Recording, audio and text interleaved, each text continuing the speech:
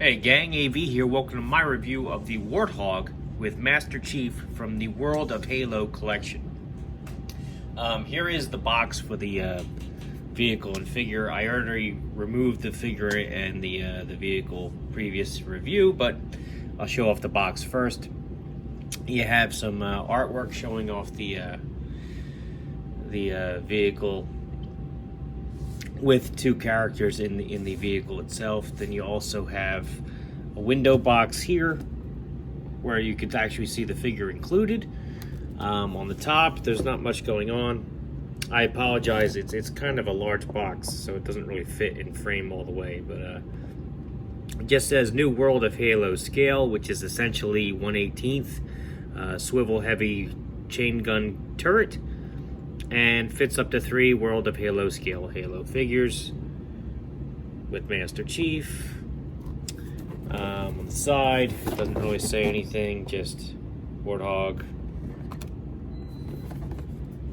On the back, just a really big picture of Master Chief there. Some legal stuff. Bottom, nothing going on. So that's it for the box. And here is the vehicle. But before we have a look at that, we're going to have a look at the figure himself. Adjust the camera a little bit. So it does come with Master Chief, and please forgive me, I don't actually have an Xbox. I've never really played Halo. I've always been a PlayStation guy personally. But I am familiar with the vehicle and with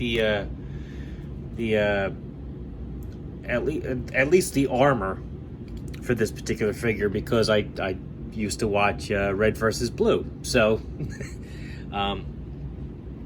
I've always been a fan of the armor design and the vehicle because of that. So anyway, I'm going to have a question about the scale, though, later on in the review. Hopefully you guys can answer that for me. But anyway, here's the figure himself. We're going to have a look at him before I get into the articulation and everything. I think they did an excellent job with the weathering and the paint on this guy. I mean, all the high points, like for example here, you can see that there's like some metal showing there to show some wear. Same with the brim of his helmet. The paint on these guys is excellent. They really did a really good job designing these. He comes with this rifle,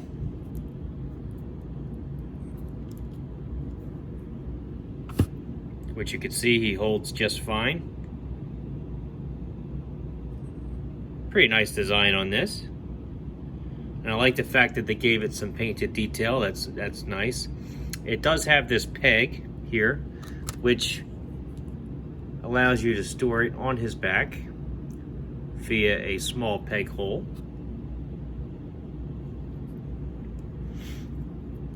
So that's very cool. Let's get into the articulation for him. And I will do size comparison at the end, after we're done looking at the vehicle as well. So, but anyway,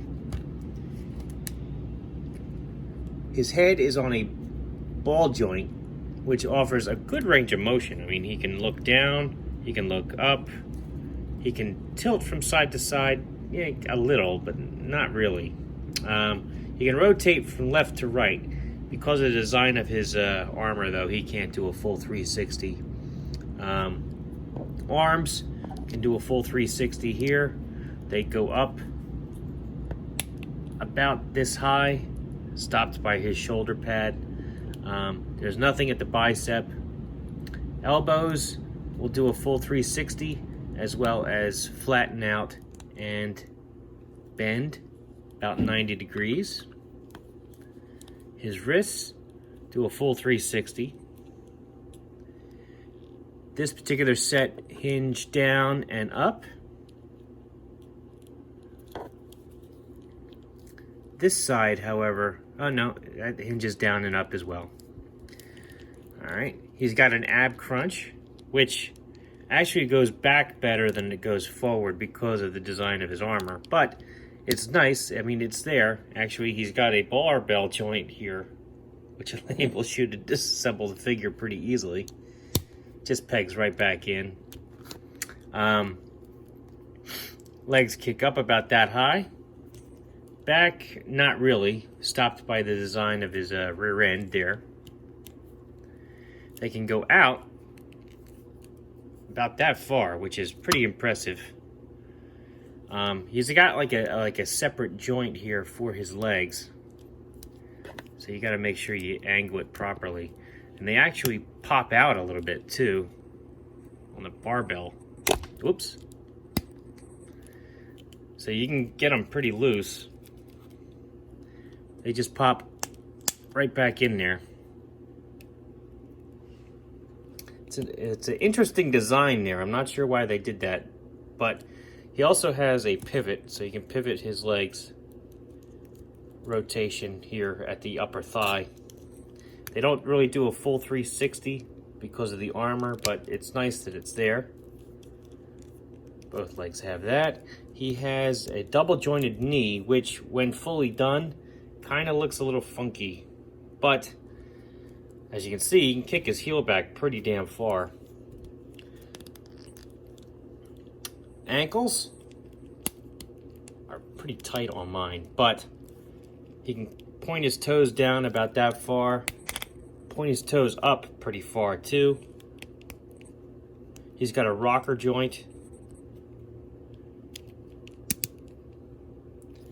Pretty good articulation on him. Very nice, actually, especially considering he's an armored figure. It really doesn't hinder him that much.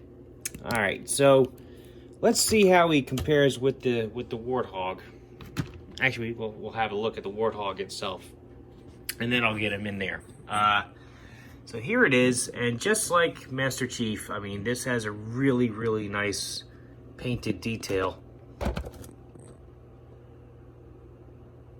Really, really nice. Out of the box, there were no stickers to apply. It's all painted detail, no stickers. And you can see it's got like some weathering detail on there too. Really helps sell it. Same with the chain gun here. It's weathered in all the right spots.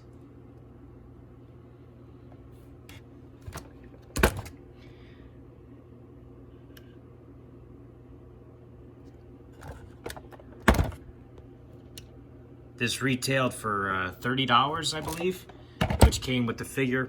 It's kind of strange because Master Chief is also available carded, and from what I could tell in the store, it's the exact same figure. I don't see any differences, so I'm not sure why, if he's a unique character, why you would buy him twice. But anyhow. All right, so let's mount the camera again. So right out of the box, assembling this thing was really easy. Like I said, there were no stickers, and you basically just had all four wheels were separate. They peg right on. I'm trying to undo it now on camera, but it's fighting me here. Let me take it off the camera. There we go. I mean, they peg right on. They all free roll. Actually, it's got some really nice detail there on the axle, too. As you can see. Molded detail underneath. You also had to attach these gas cans. You have 3 that go that way, and then 1 that goes flush against the body like this. Via 2 pegs. You also assemble the gun, which just pegs right in there.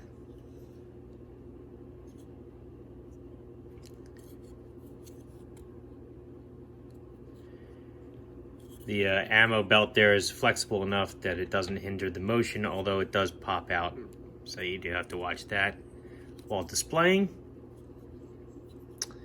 The hinge is actually there with a pin, which is nice. Pegs right back in.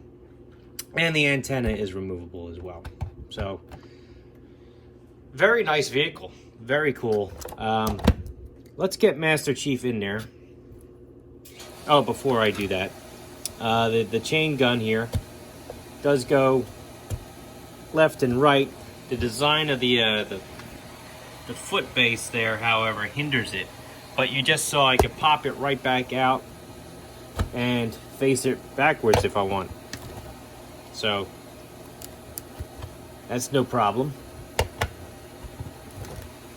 Alright, let's get Master Chief in there. Now, he is kind of a snug fit for this vehicle, which was a little bit of a surprise, because it looks like there's plenty of room, but he is a snug fit. So you definitely have to bend his knees to get him in there. And you gotta kind of cram him in.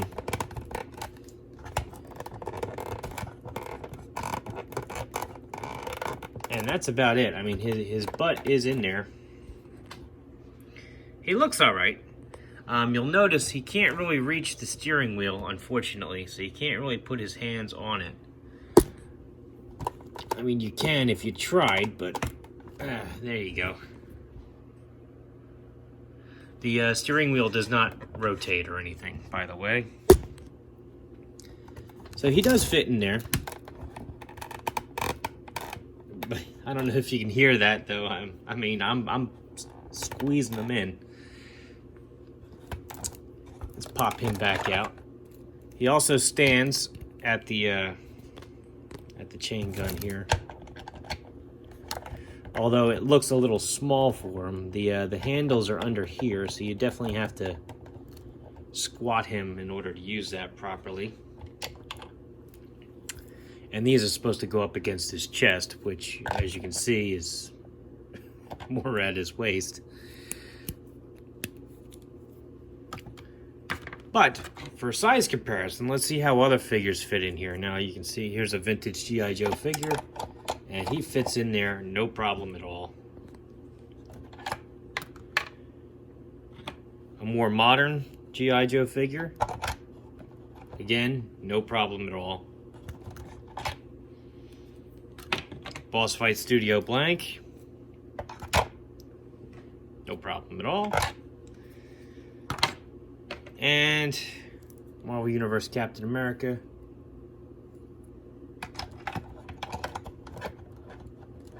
His legs are not cooperating here. Okay.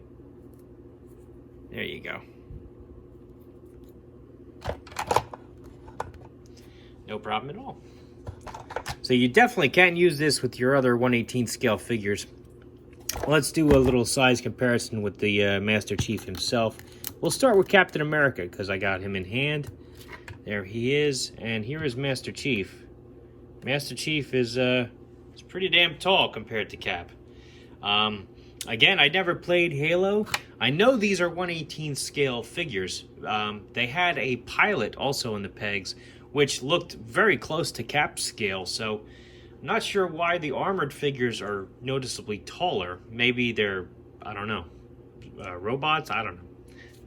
But maybe you guys can tell me, because I don't play Halo, so not sure what the context here is. I know it's 1/18 scale, though, because the unarmored figures are the same scale as Cap, so which I may actually pick up, because he looked like a good utility figure. Anyway, so there he is with Cap. Here he is with a modern G.I. Joe figure. Again, towers over him. Vintage collection Star Wars. I mean, Boss Fight Studio blank. And last but not least, a vintage G.I. Joe. So yeah, Halo figures are clearly closer to the 5-inch scale than the 4-inch scale. However, they are supposed to be 1/18 as near as I can tell. The Warthog is compatible with 1/18 scale figures, and it actually looks pretty damn good with them. I think this would actually fit in pretty good with your G.I. Joe collection, frankly. It's a great looking vehicle, and they did an excellent job with the paint on both the figure and the vehicle itself. The vehicle's got some cool features like the chain gun. However, I would have liked to have seen like pivoting wheels or even a rotating steering wheel. Put it in perspective for you. This is a $30 piece, which came with a figure. The Ostriker, which is also on the store shelves right now, that was a $25 piece, came with a figure, and it's got more features than this does. I mean, this has better paint quality and stuff too, don't get me wrong. I think this is worth the pickup at $30, but it would have been nice to see just a little bit more out of it, I think. Anyway, this has been my review of the World of Halo Warthog with Master Chief. If you like this video, check out my channel. If you like what you see there, then please subscribe. And as always, thanks for watching.